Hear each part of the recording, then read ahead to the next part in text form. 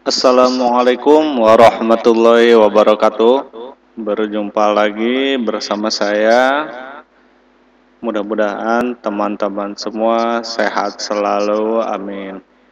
Baik, pada kesempatan kali ini saya akan mendokumentasikan bagaimana saya membuat jadwal sholat digital yang biasa ada di masjid-masjid.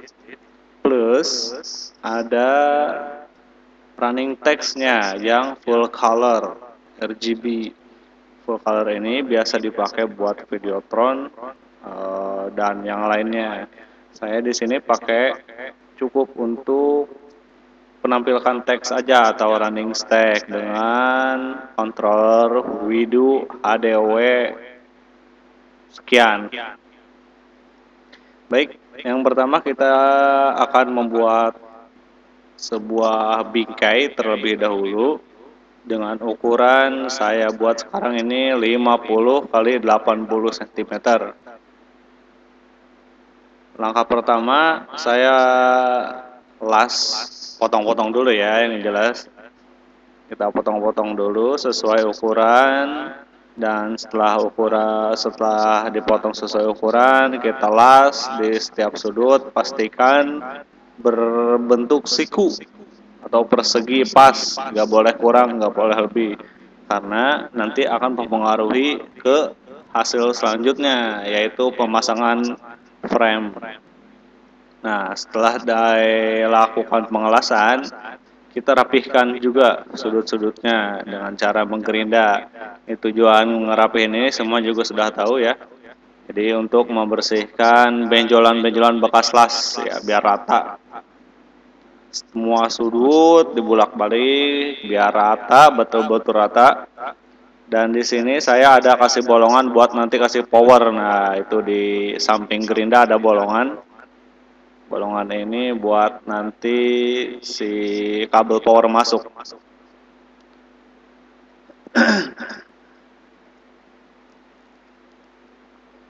Setelah proses rangka selesai, lanjut kita ke bagian selanjutnya, yaitu bagian pemasangan bagian belakang ya, atau tutup belakang. Jadi di sini saya menggunakan plat aluminium dengan ketebalan 1 mili dan akan kita potong sesuai frame yang sudah kita buat tadi.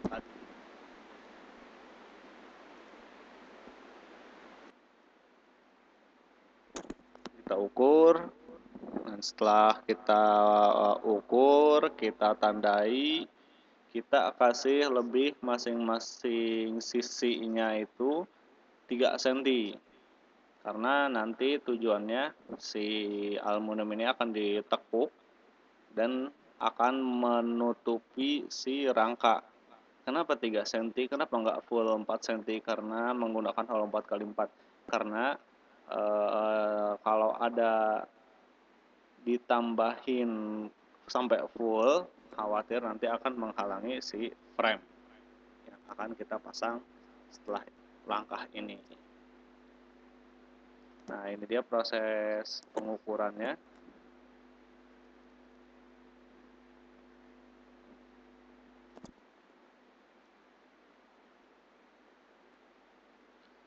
Setelah proses pengukuran selesai, dan kita akan lanjut ke bagian pemotongan. Jadi setelah semuanya digaris-garis nih, kita mulai untuk melakukan proses pemotongan. Jadi saya di sini memotongnya itu menggunakan bantuan besi holo juga agar lurus. Besi holo ini pengganti penggaris biar nggak mencong-mencong.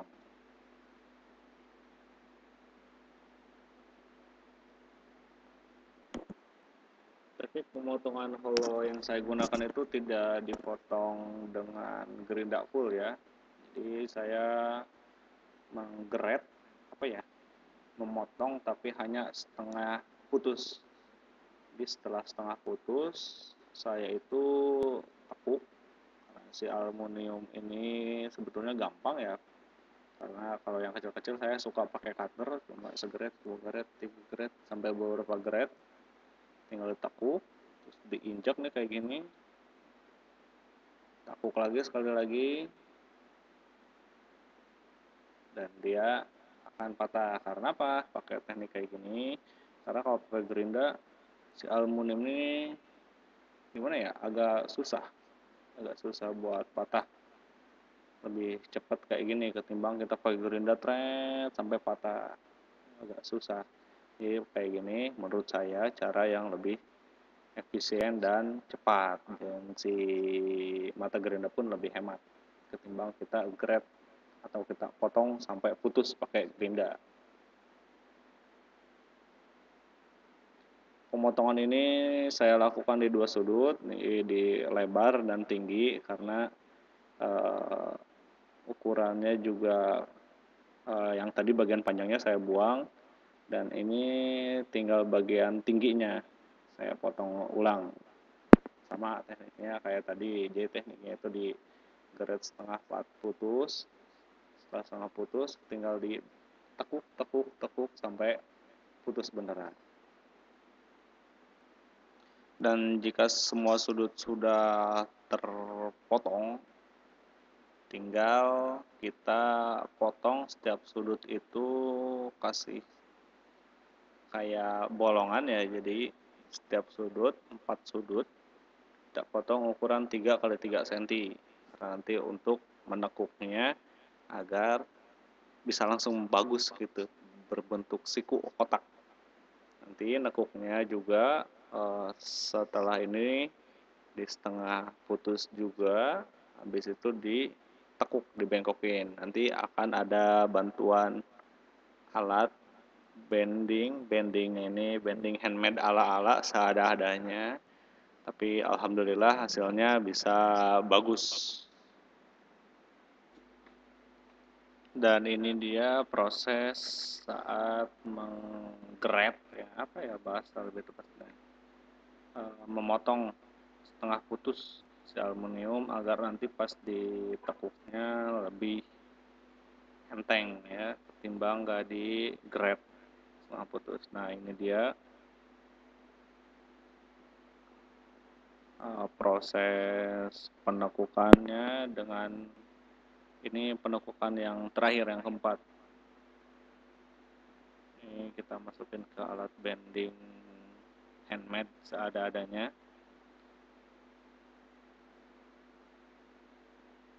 Kita ukur, kita pastiin pas. Setelah pas, tinggal kita tekuk. Dan setelah tertekuk semua, tinggal kita ratakan ulang dengan si frame, karena bagian penekuknya ada saja yang kurang bagus, jadi tinggal dipukul-pukul pakai palu kayak gini biar rata ya tujuannya tiap sudutnya. Ini cuma tiap sudut karena tengahnya sudah bagus dan sudah siku, perapihannya saja. Dan pas sudah rapi, ini saya lagi ngebolongin buat input kabel yang dari dalam keluar, yang dibolongin, dibentuk ya, bentuknya nggak aneh sih, cuma kotak doang biasa. Berhubung pakai gerinda agak susah. Setelah itu lanjut ke bagian pembaudan, peripetan antara rangka dengan plat aluminium. Saya menggunakan ripet yang ukuran 4 mili. Jadi sebelumnya dibor, setelah dibor kita masukin paku ripet dan ditang ripet sampai menempel dengan baik. Setelah proses penempelan plat aluminium dengan rangka selesai, tinggal menempelkan si jadwal sholatnya. Saya dibantu dengan cetakan atau molding yang dirakit, yang dipas-pasin di kertas HVS dan saya bor. Saya di sini menggunakan spacer ukuran 3,5 cm atau biasa disebut gading, yang biasa buat peralatan elektronik. Jadi dibor, setelah dibor kita masukin gadingnya. Kurang lebih saya pakai mata bor yang 1,5 mili. Jadi setelah dibor, gading dimasukin, nanti si gading akan membentuk drat sendiri, jadi tidak perlu dibantu dengan baut dari belakang. Boleh pakai baut belakang untuk menghasilkan kekuatan yang lebih oke, lebih baik gitu ya. Jadi ini dia prosesnya.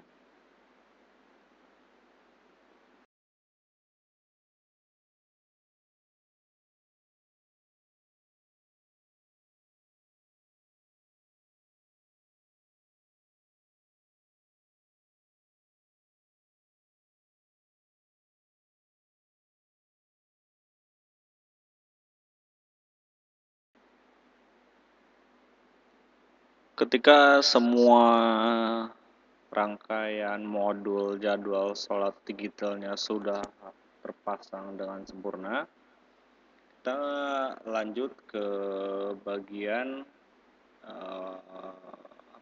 finishing. Finishing itu kita pasang skrup bagian atas. Kemarin cuma molding doang perkiraan, dan sekarang sudah pas, tinggal kita pasang bautnya.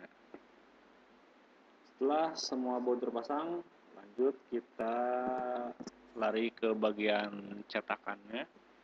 Jadi di gambar ini, cetakannya ini saya nyetak di bahan transparan, nyetak di printer indoor digital printing. Ini ada tanda biru ini akan saya buang untuk keperluan bolong-bolong si jadwal sholat. Ini saya buang dulu karena ada kesalahan di bagian cetaknya. Akhirnya cetakannya harus cetak ulang dan harus sesuaikan ulang dengan jadwal sholat yang sudah saya bikin. Karena waktu itu kolomnya yang ada di cetakan transparan ini kurang besar ketimbang ukuran 7 segment si jam digital ini. Jadi setelah semua dirasa pas, diukur ulang, dan semua sudah baik, tinggal lanjut ke bagian selanjutnya. Jadi bagian ini saya melepas semua molding yang dari kertas HVS tadi dan mulai merakit kabel-kabel yang untuk si jadwal sholat digital ini. Jadi si antar 7 segmen ini ada kabel-kabelnya. Jadi buat teman-teman gak usah khawatir salah, karena kalau salah pasti hasilnya tidak akan bagus atau tidak akan connect. Tidak ada resiko konslet atau meledak gitu ya selama pemasangan listriknya betul. Dan ini dia hasil dari perakitan kemarin. Saya tidak sempat mendokumentasikan pemasangan si akrilik dan bingkainya karena beberapa alasan teknis. Dan ini dia hasilnya. Dan untuk cetakannya ini saya pakai cetakan transparan yang di laminasi vinil. Jadi cetakan transparan itu dibalik, cetakannya di mirror dan ditempel di sini. Jadi cetakan nggak bakal tergores karena ada di bawah si akrilik. Nah, yang saya pakai itu ukurannya 2 mili. Pemasangan bingkainya kurang lebih kayak gini. Saya pakai untuk ke bingkainya saya skrup, dan untuk frame aluminiumnya saya pakai si ripet. Ini gantungannya aluminium juga, bahan sisa. Oke, hasilnya seperti ini.